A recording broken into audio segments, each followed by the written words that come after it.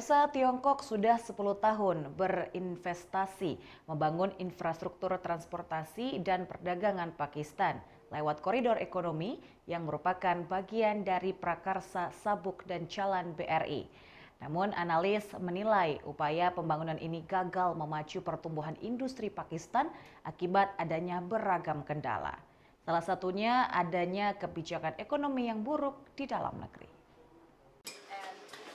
Kari pedas, roti segar, dan teh panas. Dapur restoran pinggir jalan milik Matiullah ini sibuk melayani para pelanggan yang singgah untuk rehat sejenak.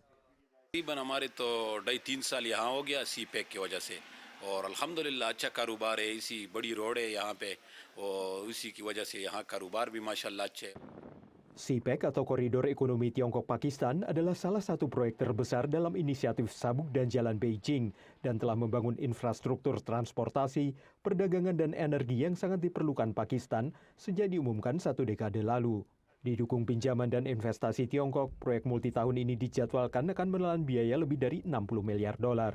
Desa kecil Matiullah bernama Kusa Banda dan terletak di sepanjang jalan raya sepanjang 120 km yang dibangun proyek CPEC. Sejak pembangunan jalan selesai tahun 2019, banyak bisnis baru muncul dan harga properti meningkat. Kusa Banda adalah salah satu dari banyak desa dan kota kecil di Pakistan yang mengalami peningkatan aktivitas ekonomi karena kedekatannya dengan proyek-proyek CPEC.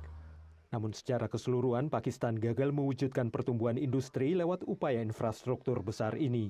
Perekonomian Pakistan yang secara historis lemah hampir tidak terhindar dari keruntuhan tahun ini. The objective of CPEC was essentially improving infrastructure and connectivity that could have resulted in higher exports, but did not because the expected industrial growth did not happen. Kebijakan ekonomi yang buruk dalam negeri membuat banyak bisnis Pakistan di sektor manufaktur tidak mendapat keuntungan dari proyek-proyek tambahan yang dibangun oleh Tiongkok menurut para analis. Analis mengatakan birokrasi, gejolak politik dan risiko keamanan di Pakistan ditambah pandemi COVID membuat para investor Tiongkok menjauh. Faktor-faktor ini juga menunda fase kedua CPEC. Under the phase 2, when China was planning to relocate their industry, and this is the manpower intensive industry which has become quite unviable in China. So these industries are going to be located not only in Gwadar but other special economic zones. And we have started to talk lot of joint ventures. Sejauh ini, hanya 4 dari 13 kawasan ekonomi khusus atau KEK yang direncanakan program CPEC yang mengalami perkembangan.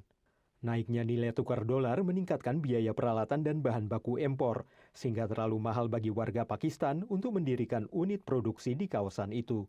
Meski Pakistan menawarkan tenaga kerja murah, tapi melayani kebutuhan fisik pabrik-pabrik besar Tiongkok mungkin sulit bagi negara ini.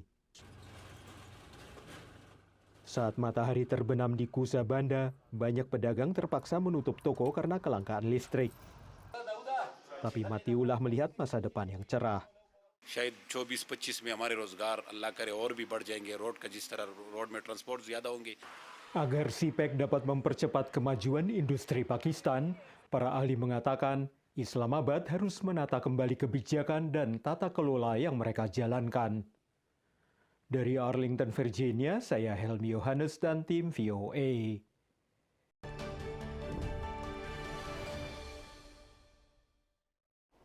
Terima kasih pemirsa Anda sudah menyaksikan Economic Update pekan ini. Terus update berita ekonomi terkini hanya di UB TV. Saya Belinda Amanda pamit, sampai jumpa.